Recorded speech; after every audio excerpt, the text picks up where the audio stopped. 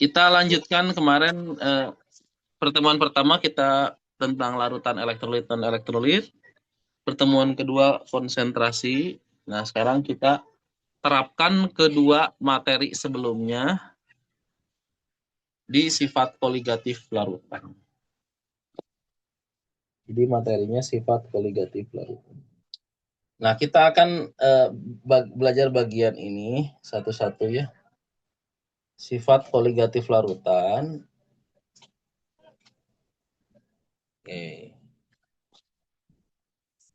Kita akan satu-satu ya periksa. Sifatnya yang akan kita pelajari ada 4 ya. Sifatnya ada 4.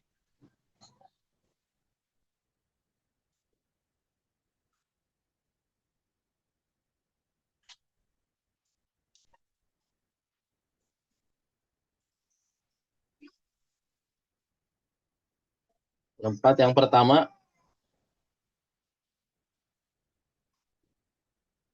pertama adalah penurunan tekanan uap larutan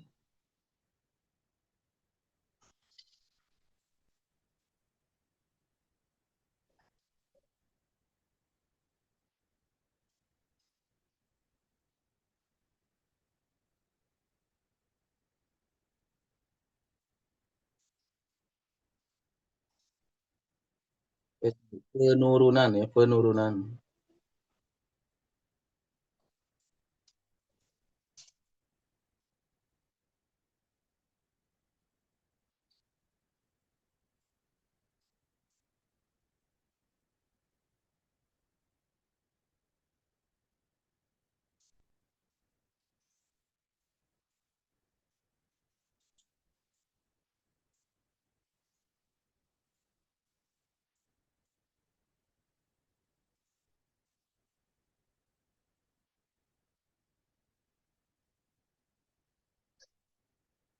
Yang kedua, kenaikan titik didih.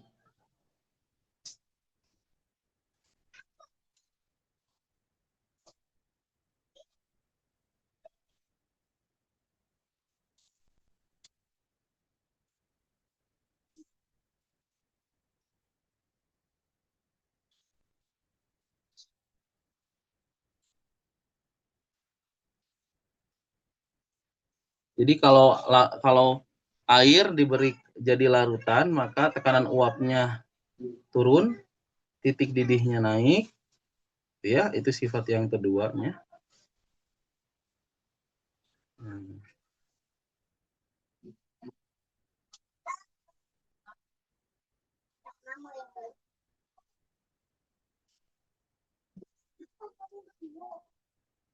Terus yang ketiganya penurunan titik buku.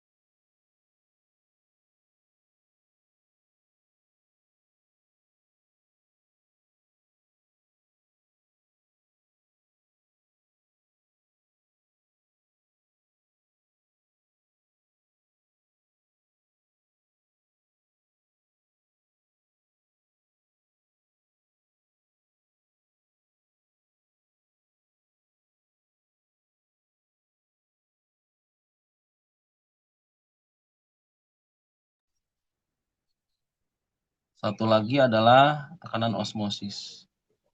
Mudah-mudahan bisa kebahas semua.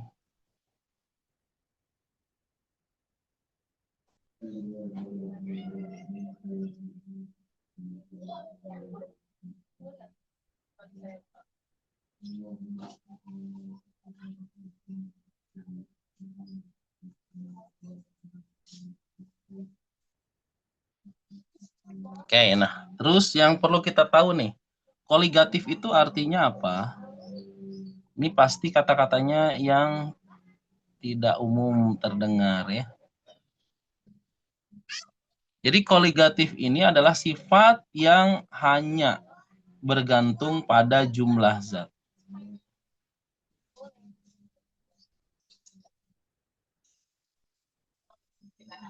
Hanya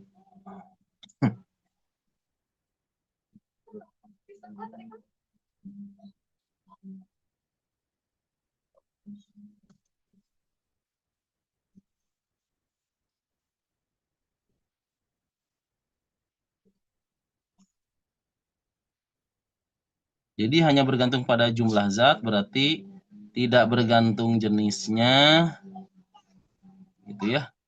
Ukuran,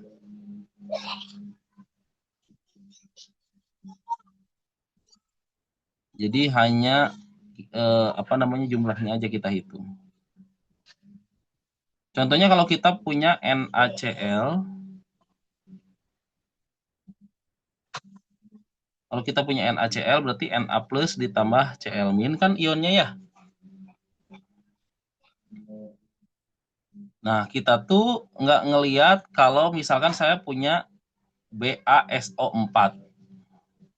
BaSO4 itu kalau diuraikan adalah jadi Ba2 plus ditambah SO4 2 min. Nah, itu juga saya hitung sebagai dua zat. Hanya dua ionnya. Jadi NaCl terdiri dari dua ion, ion Na plus dan Cl min. BaSO4 juga terdiri dari dua ion, ion Ba2 plus dan SO4 2 min. Udah gitu. Jadinya sama-sama dua. Saya nggak peduli ukurannya, nggak peduli jenis ionnya. Yang penting jumlahnya ada berapa. Oke? Oke, nah itu koligatif namanya. Contohnya kalau di matematika itu tidak berlaku koligatif karena kalau matematika menjumlahkan harus sama variabelnya. Contohnya 4 buku ditambah 4 pensil. Kan nggak bisa dijumlahin kalau di matematika ya. Yang bisa kalau 4 buku tambah 2 buku sama dengan 6 buku. 3 pensil sama tambah 5 pensil sama dengan 8 pensil. Tapi kalau 4 buku tambah 4 pensil tidak bisa dijumlahkan karena beda variabelnya. Nah, ibaratkan buku sama pensil itu kalau di kimia ionnya. Nah, di kimia boleh. Di kimia itu boleh 4 buku tambah 4 pensil sama dengan 8. 8 item, nggak peduli jenisnya apa, gitu ya. Mudah-mudahan bisa dipahami ya. Itu koligatif yang akan larutan. Di sini pakai larutannya sifatnya apa? Larutan yang non volatil. Non volatil. Non volatil itu apa ya? Tidak mudah menguap. Kenapa tidak mudah menguap? Supaya untuk apa namanya? Karena yang digunakan adalah air pelarutnya ya.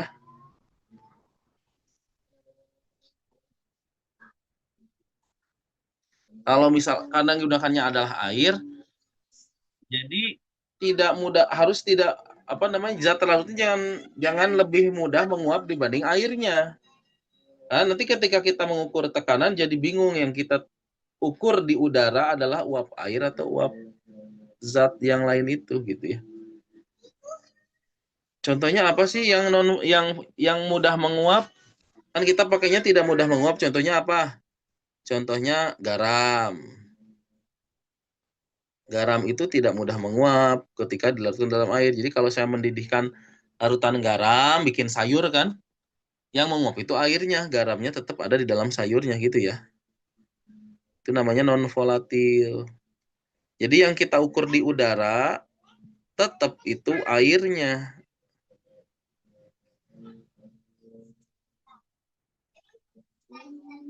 Ya. Kalau yang mudah menguap contohnya apa? Ada yang tahu? Yang mudah menguap itu berarti lebih mudah menguap menguap duluan sebelum air menguap, dia udah menguap duluan. Ada yang tahu zat yang mudah menguap, apa yang mudah menguap? Contohnya apa? Contohnya alkohol. Jadi alkohol itu mudah menguap gitu ya.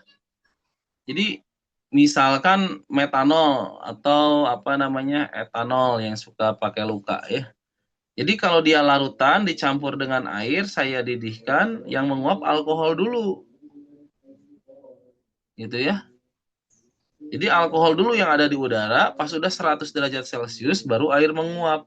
Jadi kalau mengukur tekanan sebelum 100 derajat Celcius, yang ada di udara itu adalah tekanan yang diakibatkan adanya uap alkohol.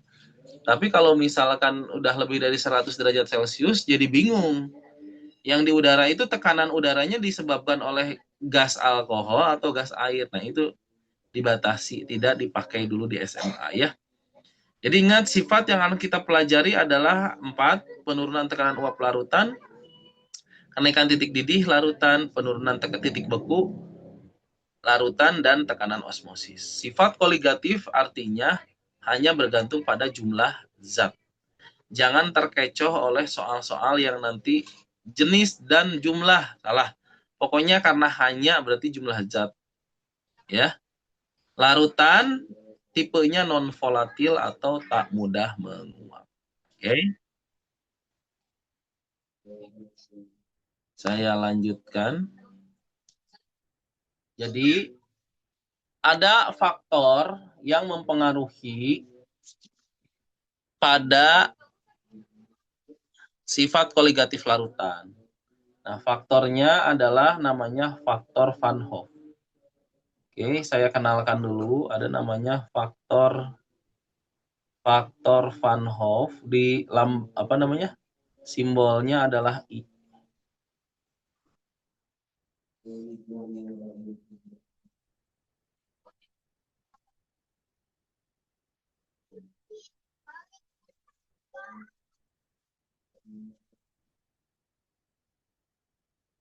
Hmm.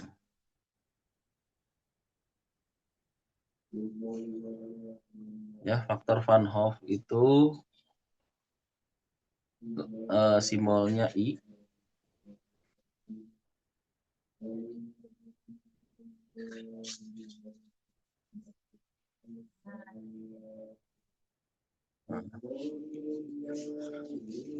Jadi ini faktor Van Hoff itu melekat pada zat terlarut ya. Pertama, menunjukkan pengaruh zat terlarut, jumlah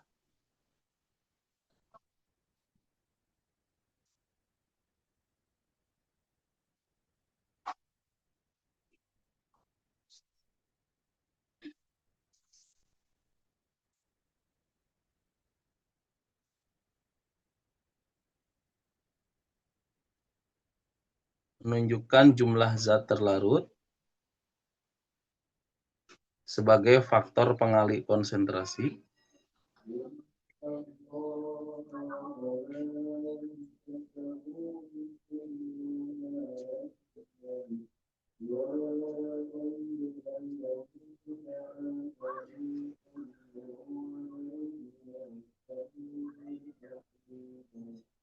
Sebagai pengalih konsentrasi ya.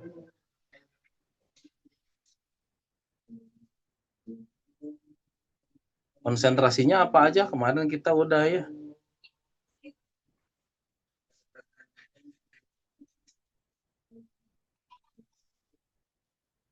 Kemarin kita konsentrasinya udah belajar ada 3.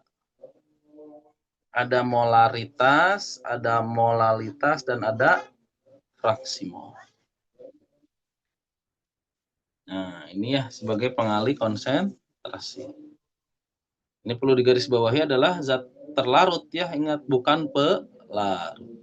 Jadi rumusannya adalah I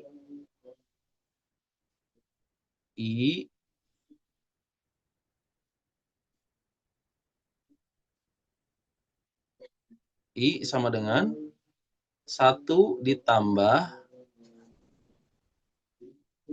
N-1 kali alfa.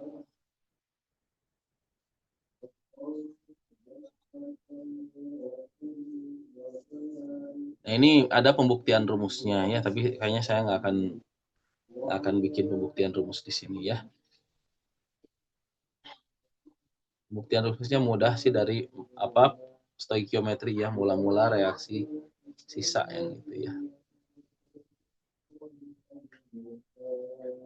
Nah, ini perlu diketahui satu-satu ya. N-nya apa? N itu adalah jumlah ion.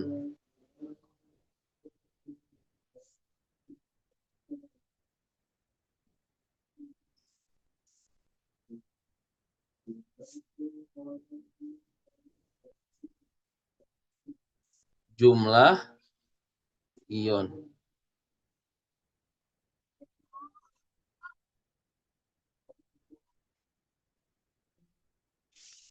Nah, kalau misalkan alfanya adalah derajat ionisasi.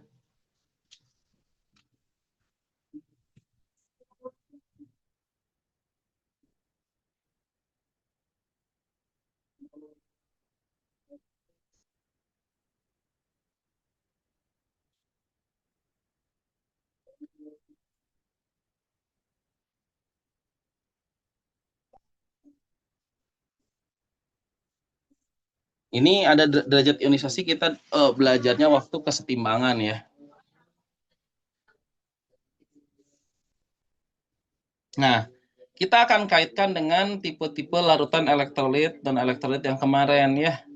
Jadi faktor Van Hoff untuk larutan elektrolit dan non-elektrolit.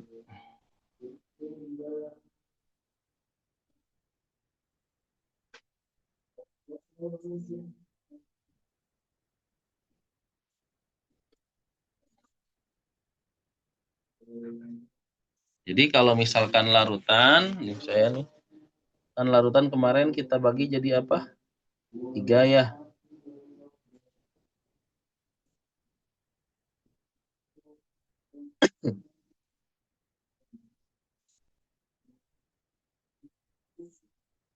Yang pertama adalah larutannya kita pakai yang non elektrolit, yang elektrolit kuat dulu lah.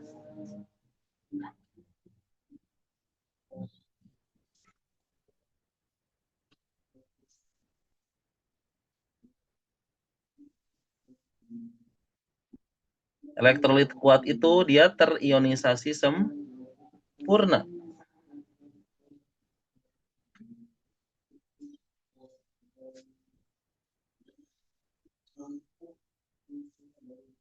Nah, ini terionisasi sempurna.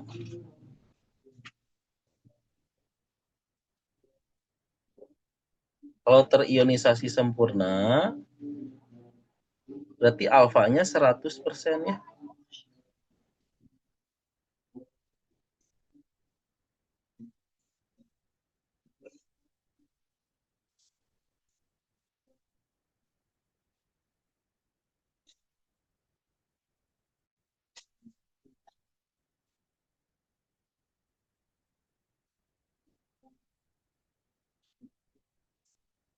Alfanya sama dengan 1. 1 itu sama dengan apa? 100%.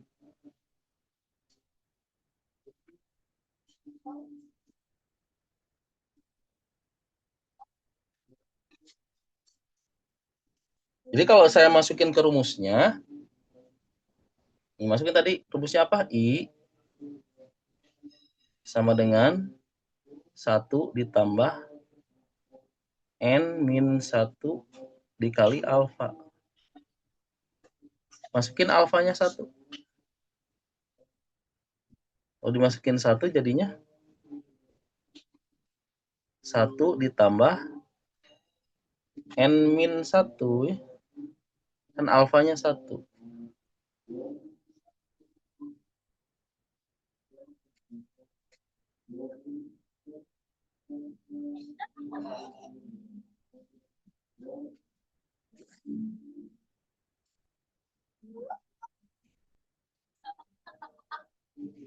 Ya, kalau kayak gitu berarti 1 ditambah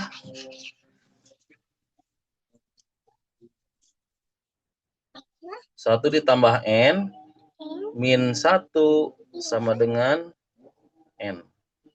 1 kurang satunya 0 ya.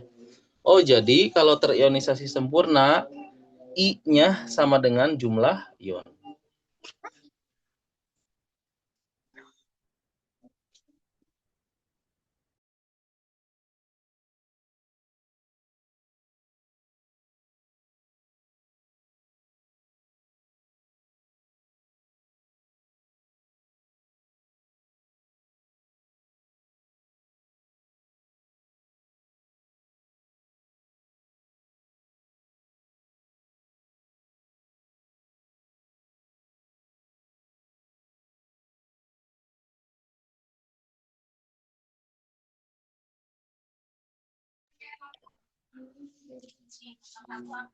Oke, jadi I-nya sama dengan jumlah ion ya.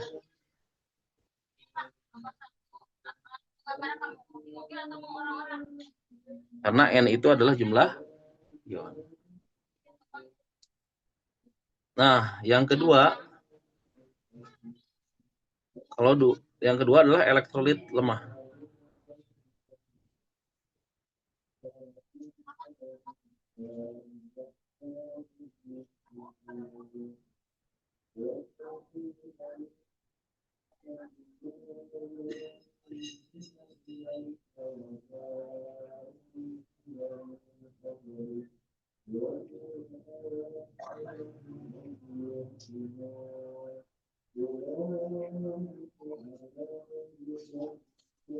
Elektrolit lemah itu alfanya di antara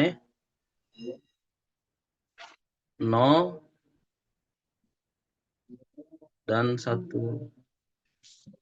Gitu ya. Jadi ini mah masukin aja rumus ya.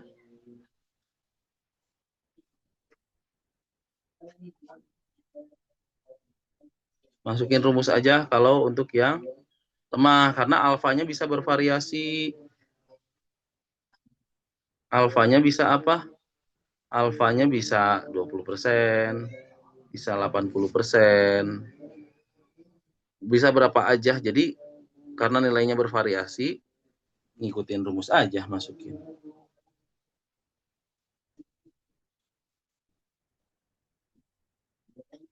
Oke, nah selanjutnya yang non elektrolit.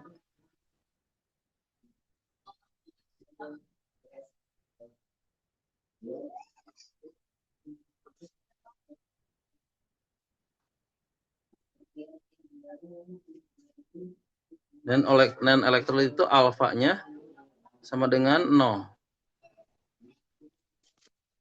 Nah, kalau alfanya sama dengan 0, kita masukin ke rumus. I sama dengan, masukin ke rumus umum ya. 1 ditambah N-1 kali alfa. Nah, alfanya 0. Jadi kalau 0, ya 0 dikali berapapun kan 0 ya. Jadi 1 ditambah 0.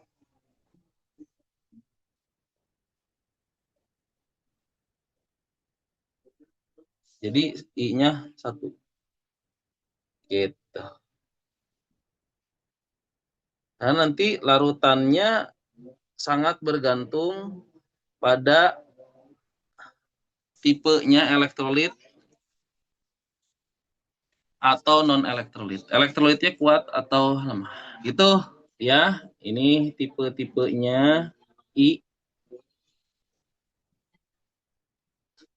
Nah, sekarang kita terapkan pada yang pertama. Saya berikan contoh dulu deh ya. Contoh dulu deh, contoh.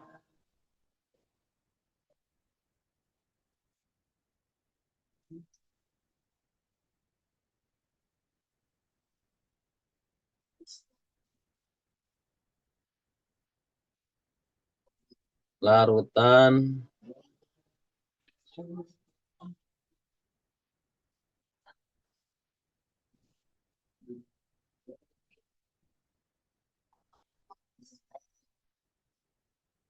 H2SO4.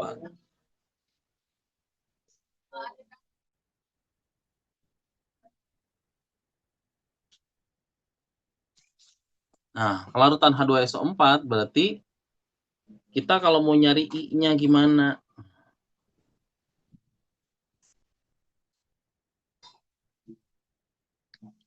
Nah, pertama harus ingat dulu, larutan asam sulfat itu adalah ini asam kuat ini. Kalau asam kuat berarti dia elektrolit kuat.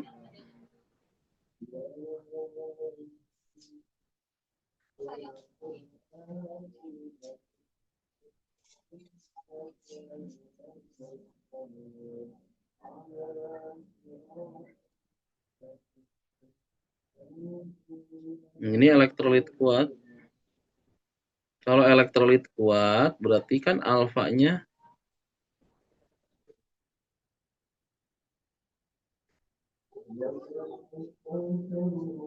alfanya kan 1. Kalau alfanya 1 berarti I-nya sama dengan N. N itu adalah jumlah ionnya. Nah, kalau H2SO4 saya uraikan jadi apa? Kelas 11 dulu jadi H plus benar ya. Jadinya H plus asamnya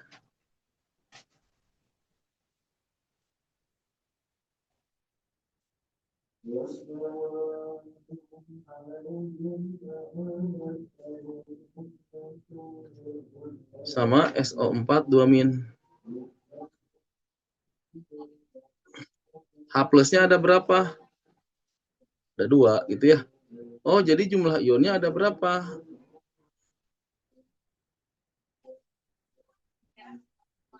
Tuh. Ini 2. Ini N-nya jadinya jumlah ionnya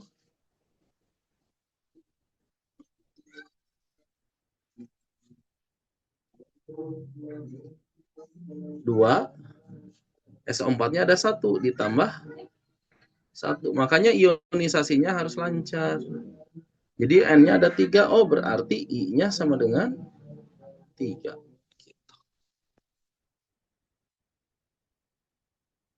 Lagi.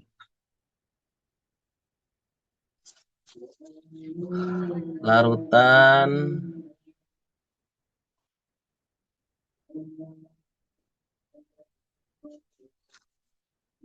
cuka.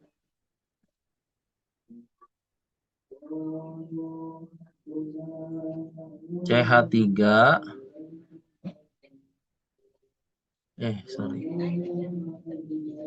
COOH. Misalkan alfanya 70%.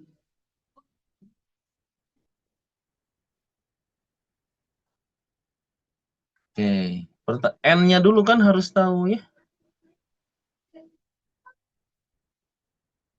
Kan ini jadi CH3COO- dan H plus ya. Ini N-nya sama dengan 2.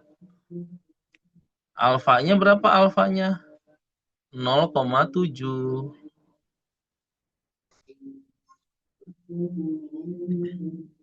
Berarti ngitung I-nya gimana?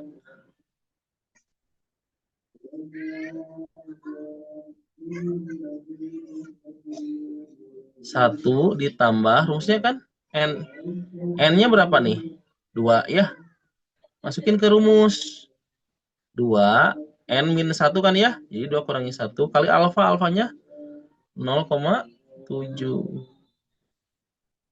70%. Jadi 2 kok kurangi 1, 1 kali 0,7, 0,7. 0,7 ditambah 1. Oh, jadi I-nya 1,7. Nah, itu untuk ngitung I yang alfanya 70% di bawah 1. Kalau 1 itu kan 100% ini. Ini kan 100%.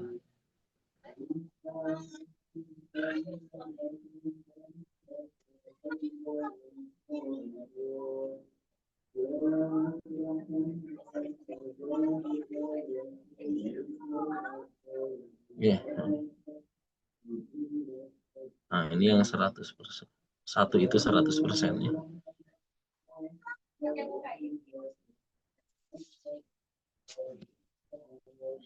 Jadi, nah kalau misalkan larutan gula, kan larutan gula itu non elektrolit. Kemarin yang non elektrolit apa aja?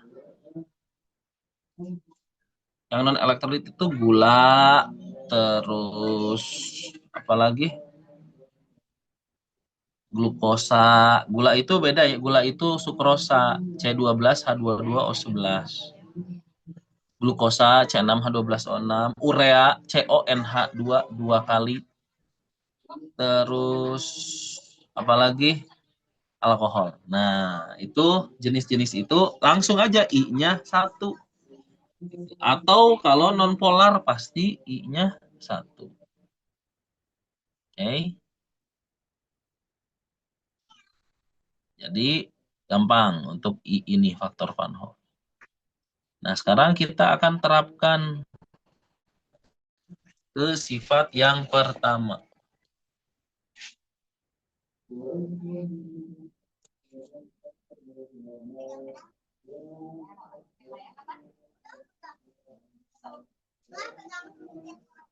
Yang pertama, tekanan uap larutan. Penurunan, sorry. Sifat koligatif yang pertama.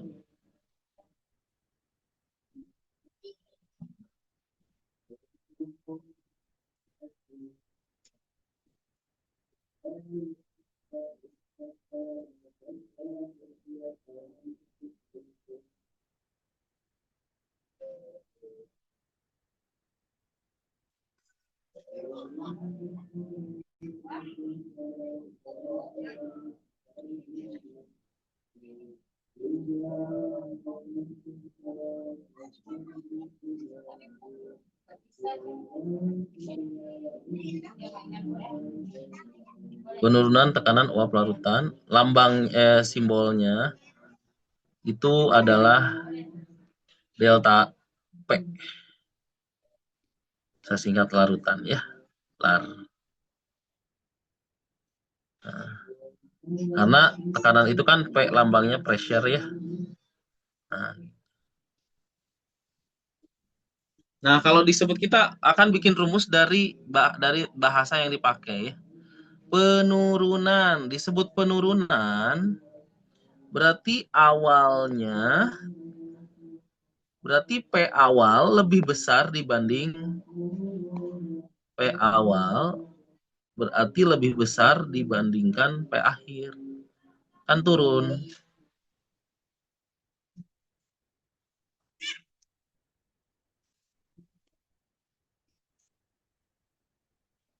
P akhir. Nah, P awalnya apa? P awalnya itu adalah sebelum diberikan zat terlarut, berarti air doang. Oh, P awalnya itu adalah P air. P air murni.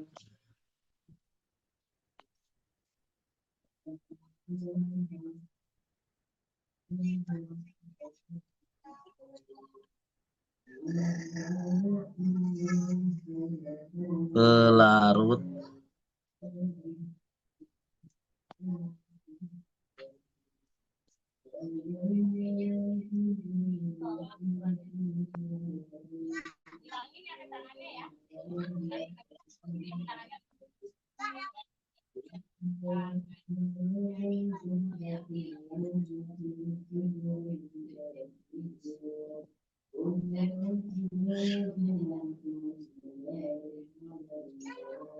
Nah, pelarut murni itu kalau polar biasanya kita pakainya air ya.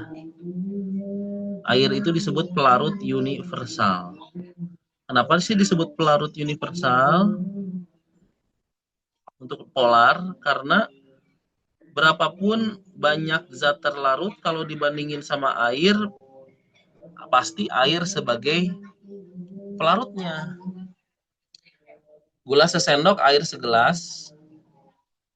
jelas air jadi pelarut. Meskipun dibalik gulanya segelas, airnya sesendok, pelarutnya tetap air gitu ya.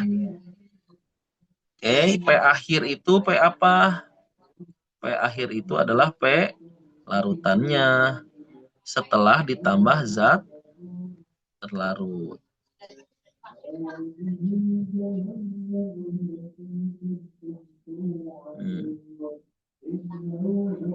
Nah, ini tandanya masih sama kan, karena P awalnya P pelarut murni, P akhirnya adalah P larutan. Kemudian pelarut murni dilambangkan P0.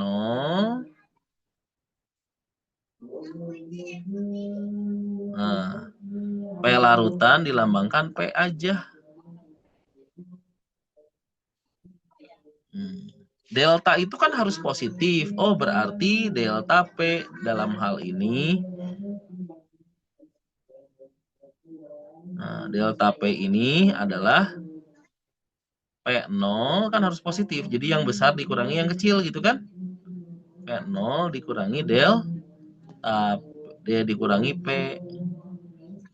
Gitu. Biar positif ya. Jadi kita jangan pakai cara yang udah pernah kita dapat. Misalkan delta itu akhir kurang awal. Enggak gitu ya.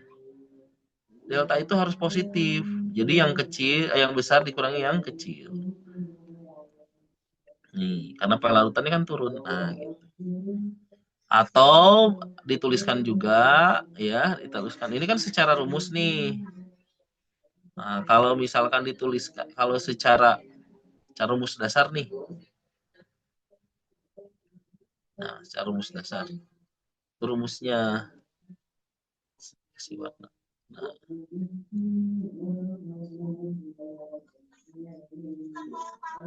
Itu ya. Ini ingat tadi ya, ini tuh setelah ditambah zat terlarut.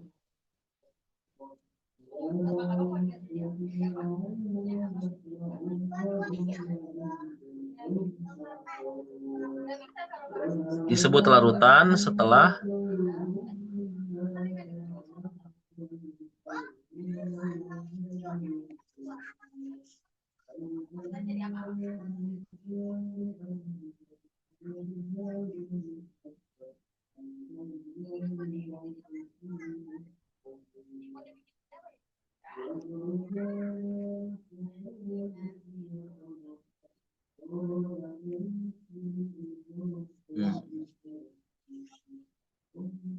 kayak gitu ya.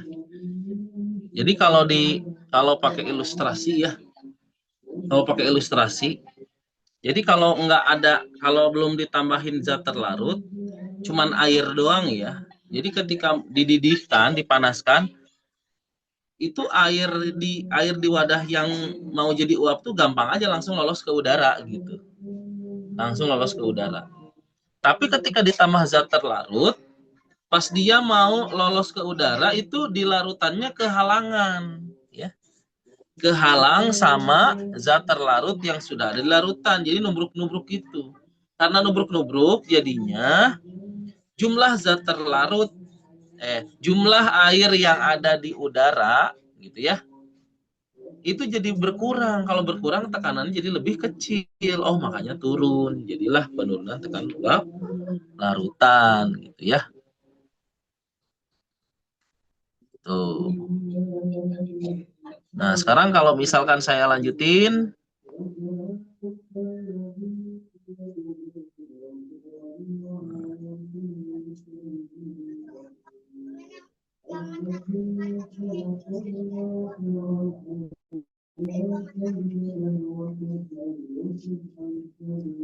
ada perumusan ininya ya.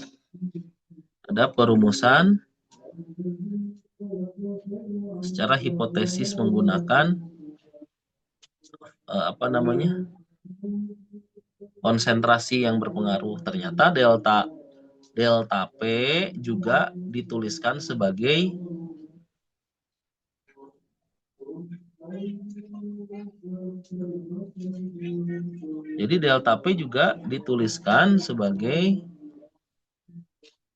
ini berhubungan sama konsentrasi ya.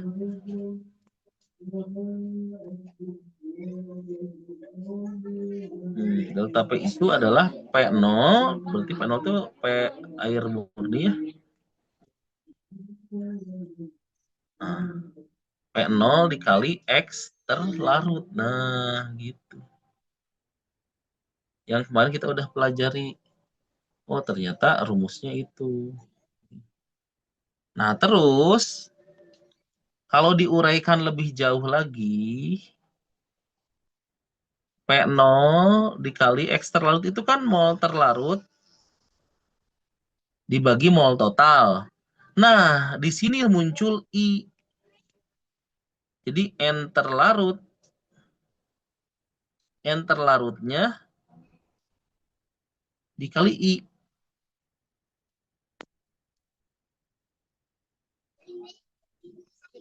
Nah, I-nya muncul di sini. Nah, kalau kita ngitung faktor Van Hoff apa kalau ngitung apa namanya fraksi mol doang kan nggak muncul. Nah, kalau kita ngitung tekanan uap jadi muncul faktor Van Hoff I-nya sebagai pengali zat terlarut.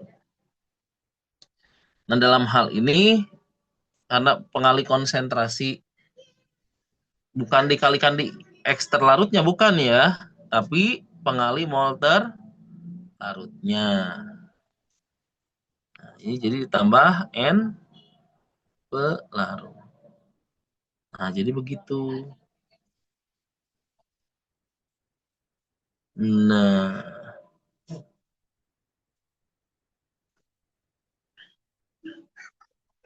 oke. Nah, kalau saya turunin rumusnya, saya turunin nih, kan delta P ini nih.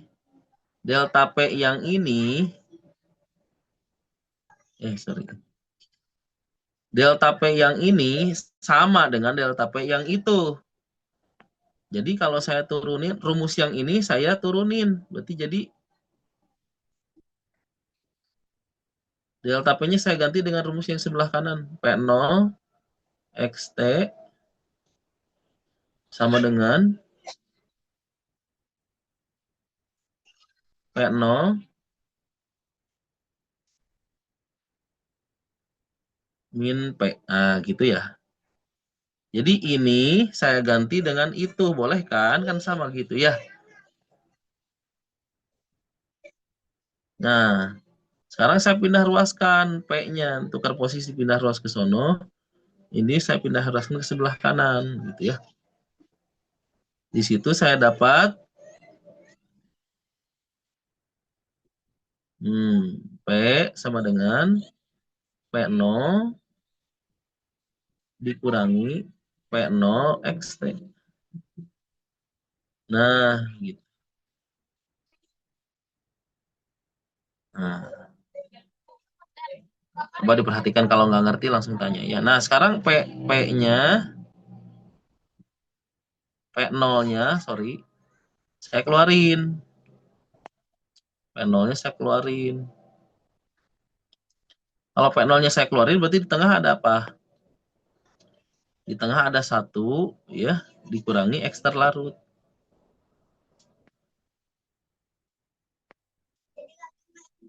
Nah, itu ya. Jadi kan ini P0-nya dikeluarin. Gitu ya. Nah, kalau kalikan ke dalam satu-satu kan jadi ini lagi hasilnya. Nah, ingat. Di sini ingat.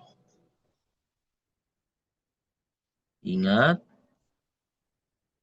Kemarin apa ingat?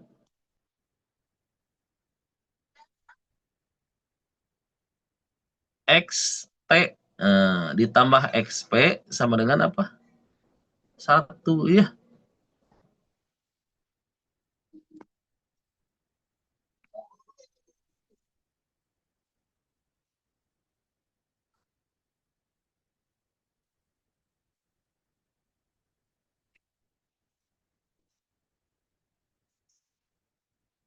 Nah, jadi kalau kita mau nyari XP, jadi kalau saya buat gini, XP berarti sama dengan 1 dikurangi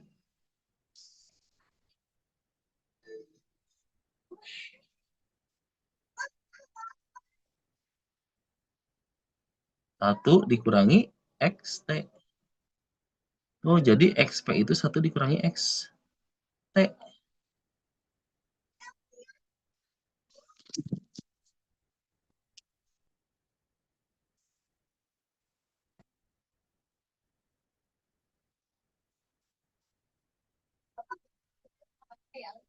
Nah, jadi yang ini 1 dikurangi XT bisa diganti jadi XP ya.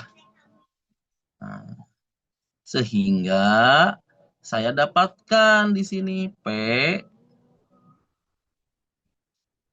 sama dengan P0 dikali X. Nah, jadi dapat rumus baru. Seolah-olah rumus baru, padahal tinggal nurunin aja sebetulnya.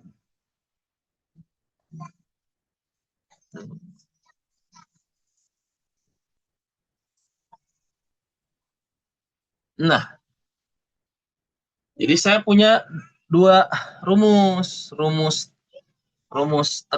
penurunan tekanan uap larutan delta P. Ini penurunan ya. Sama rumus tekanan uap larutan P. Kalau delta P, ingat ya, kalau delta P ininya XT. Delta P itunya XT. Kalau di sininya P, tekanan uap larutan, di sininya P, pakainya fraksi mol pelarut. Cara mengingatnya kalau P, di sininya P, gitulah ya. Kalau delta, pakainya X terlarut. Gitu. Oke, ini adalah perumusan pertama untuk tekanan uap larutan. Silahkan kalau ada yang mau tanyakan.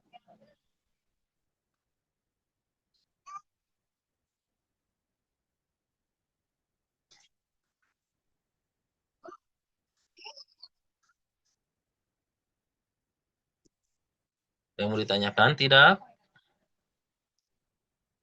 Kalau tidak, kita ke soal. Silahkan sambil dihayati dulu. Saya akan bikin part 2 aja. Oke, ini nih. Soal nomor 5, 6, 7 di buku kalian ya. Cobain dulu ya. Sudah? 3 soal itu. Boleh kirim jawabannya di kolom chat ya. Jadi nomor 5 di buku kalian ya. Dari data di atas kenaikan titik didih larutan ditentukan oleh apa? Nah, bayangkan nomor 5 ini soalnya tidak jelas, bahkan tidak komplit. Saya share ke kalian di layar. Sengaja. Bahkan soalnya tidak komplit sekali. Soal yang ini bisa tetap dijawab ya. Dia bilang dari data di atas. Datanya mana? Kalian mungkin ada di buku, tapi saya tidak sajikan di layar ini. Dari data di atas, nggak ada datanya. Kenaikan titik didih larutan ditentukan. Oke. Jadi ini meskipun soalnya tidak jelas, datanya tidak komplit, tetap saya bisa jawab. Kenapa? Berarti kan kita diminta untuk menentukan faktor apa yang mempengaruhi kenaikan titik didih larutan yang tadi saya sebutkan. Kenaikan titik didih larutan itu adalah sifat koligatif larutan, SKL saya singkat. Sifat koligatif larutan.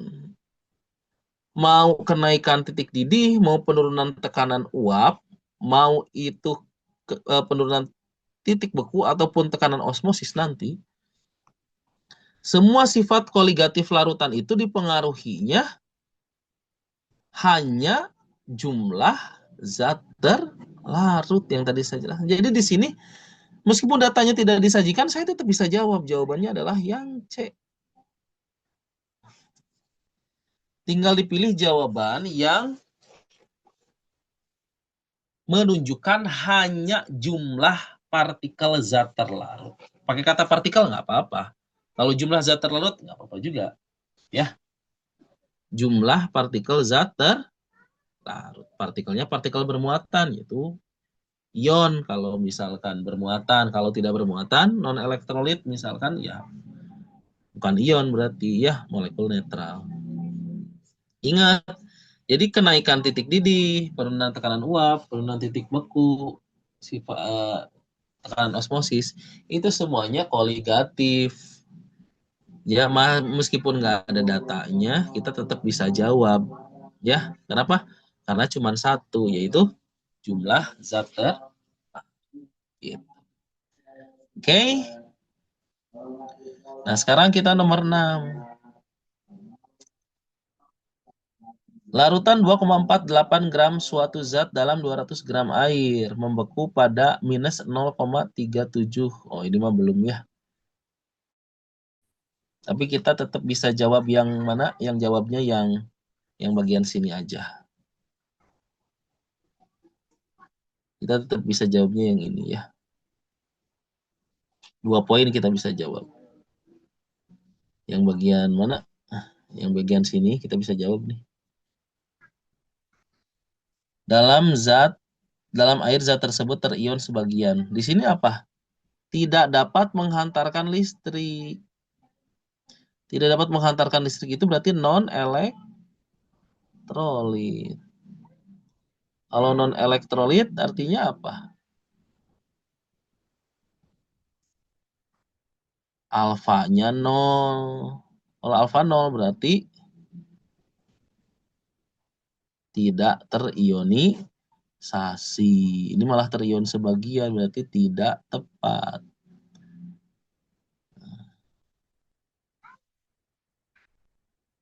Tidak tepat. Oke. Kalau konsentrasi larutan molalnya 0,2. Bener nggak? Kita bisa cek molalnya rumusnya apa? Massa per mr dikali 1000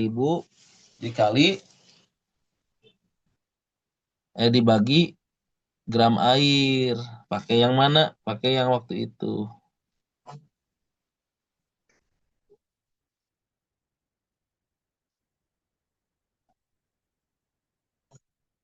Pakai yang masanya 2,48. Nah, gitu ya.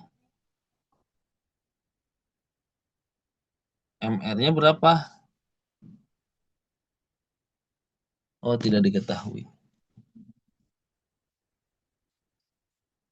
Oke, jadi ini mah belum bisa dikerjain karena kita belum nyampe ke penurunan titik beku. Setidaknya kita bisa jawab dulu yang jenis larutannya elektrolit atau non elektrolit ya. Dia non elektrolit. Ini mah nanti di pertemuan selanjutnya saya bahas. Oke. Nah, sekarang nomor 7. Perhatikan gambaran molekuler zat terlarut dan pelarut bukan sebenarnya pada larutan berikut ini. Yang bulatan warna hitam itu partikel zat terlarut. Yang warna putih pelarutnya. Urutan tekanan uap yang benar.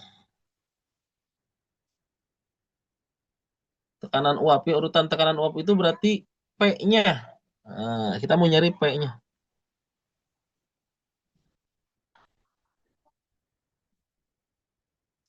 P itu rumusnya apa? P0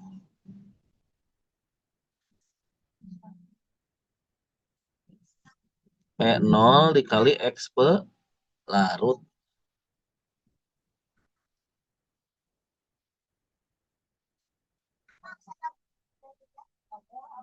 Udah berarti P-nya sebanding dengan X pelarut. Kita tinggal nyari aja. Kalau mau nyari P yang kecil berarti X pelarutnya kecil. Gitu ya. Nah, caranya kan X dibagi total ya. XP itu pakainya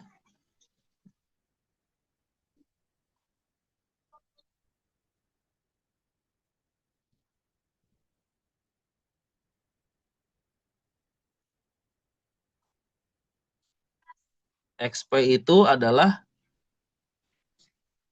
NP dibagi total ya. Berarti total itu saya harus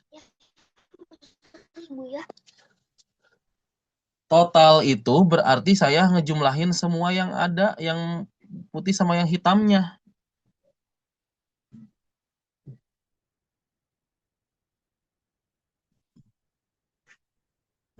NT ditambah ini.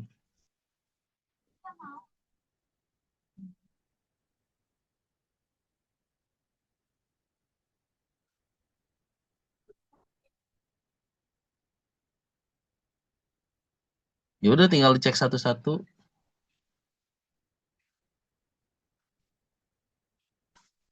Oke, yang satu gimana satu? Lihat yang hitamnya ada berapa? 4. Totalnya ada berapa sih?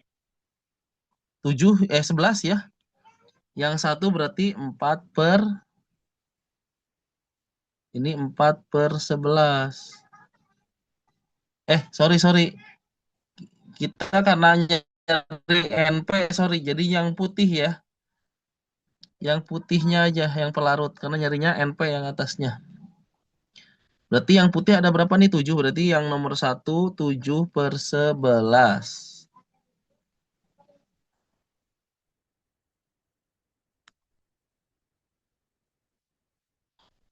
Nomor 2, 6/11.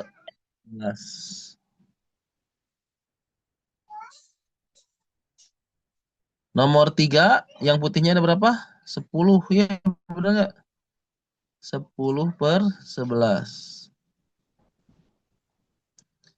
Nomor 4, 8 ya. 8/11.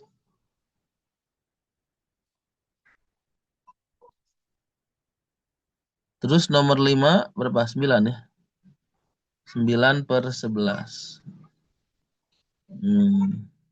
Gampang. Mana yang sesuai, yang urutannya sesuai, ada di pilihan jawaban.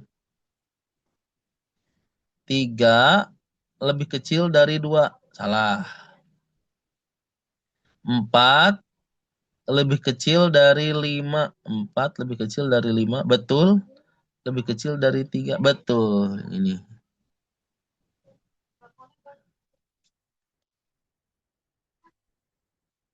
5 lebih, salah kan, lebih kecil dari 4. 4 lebih kecil dari 1. Salah. 2 lebih kecil dari 4. Betul ya? 2 lebih kecil dari 6/11, lebih kecil dari 8/11, lebih kecil dari 9/11. Oke, sip. Jadi jawabannya ada 2 ya.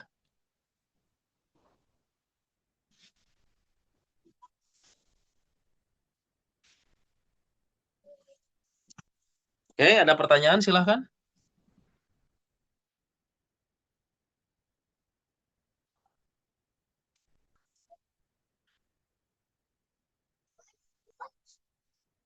Ada pertanyaan tidak?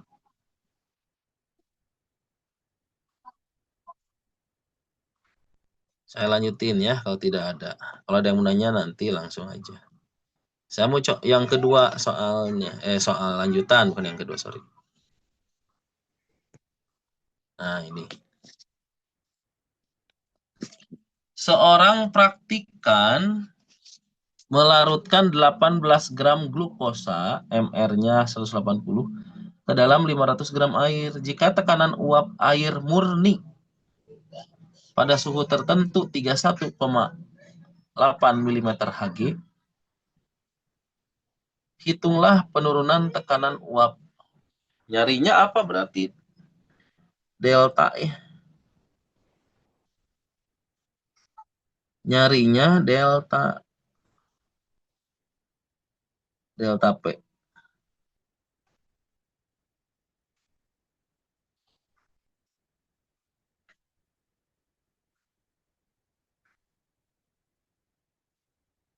P0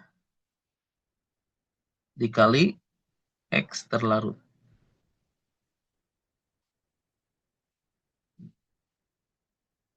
Nah, ini glukosa. Glukosa itu dia non-elektrolit ya. Kalau non-elektrolit apa berarti? I-nya sama dengan 1. Kalau sama dengan 1 ya udah, tidak usah dikalikan karena tetap ya. Kan harusnya dikalikan ke N ya, sesuai rumus yang tadi saya kasih di awal. Kita tinggal nyari XT-nya berarti. XT-nya berarti NP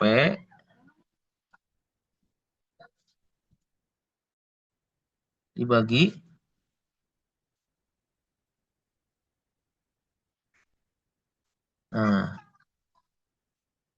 NP-nya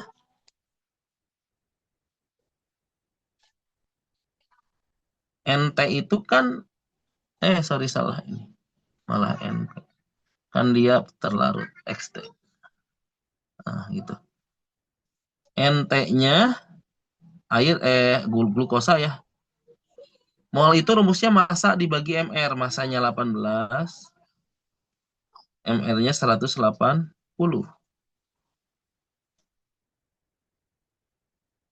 Nah, 0,1 ya. Nah, terus NP-nya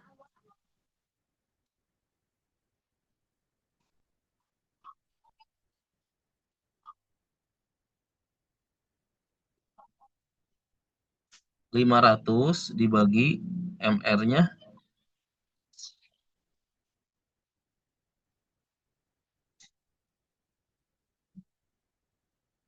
dibagi 18.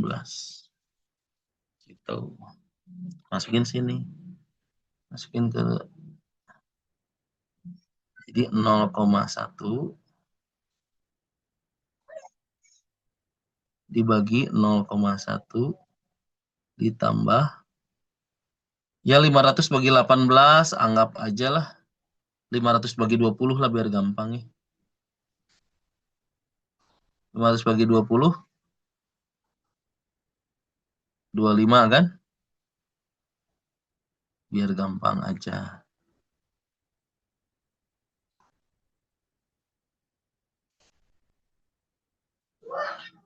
Oke, jadi di sini tinggal langsung masukin P0-nya ada tuh. P0-nya 31,8.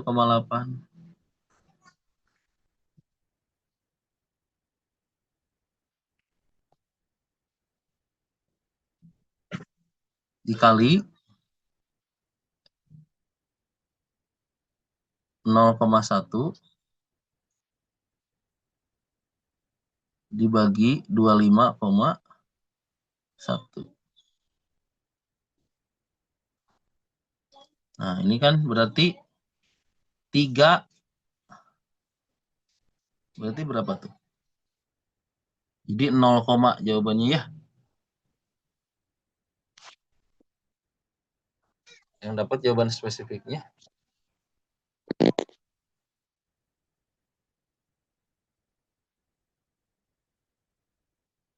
Mana ngitungnya biar gampang?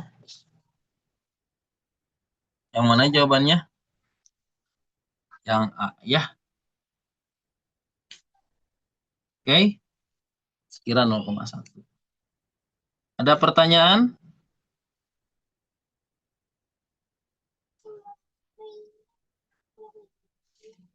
Paling hitung-hitungnya aja ya.